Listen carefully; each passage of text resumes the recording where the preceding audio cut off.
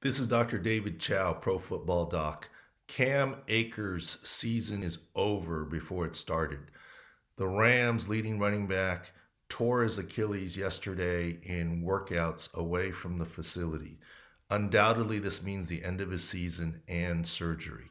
He won't be back even if the Rams make it to the Super Bowl.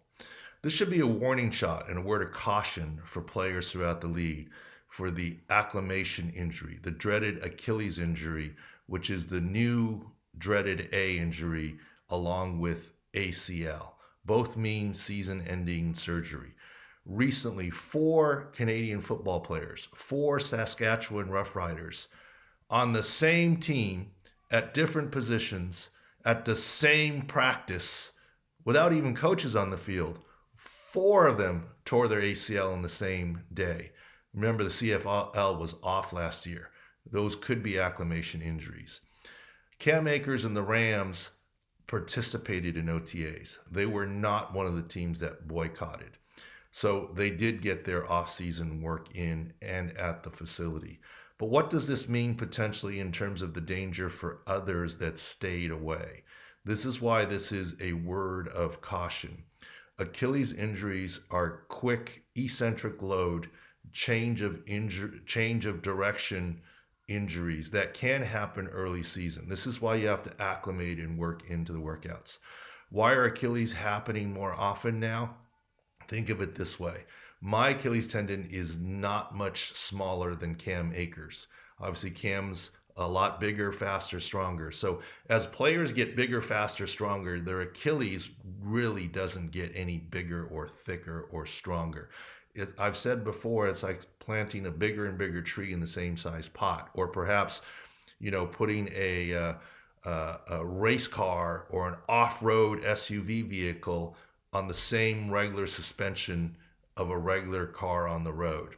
That's where the breakdowns happen, and Achilles is one of the spots, foot and ankle injuries.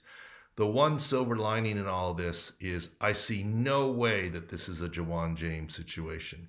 The Broncos chose not to pay Jawan James because he got hurt away from the facility.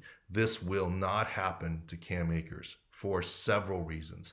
Number one, it is common for teams to pay players hurt away from the facility, even though the CBA says that you don't have to.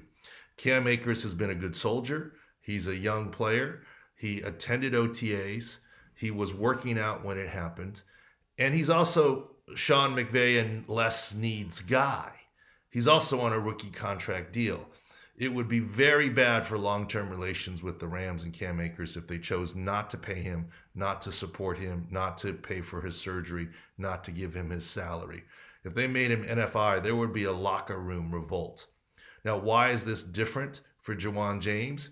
He wasn't George Patton, the new GM's guy. He was making a big salary. The Broncos player were making a big stink about moving away. And the Broncos could say, we could save $10 million, use this excuse, and move on from Jawan James and not suffer locker room harm.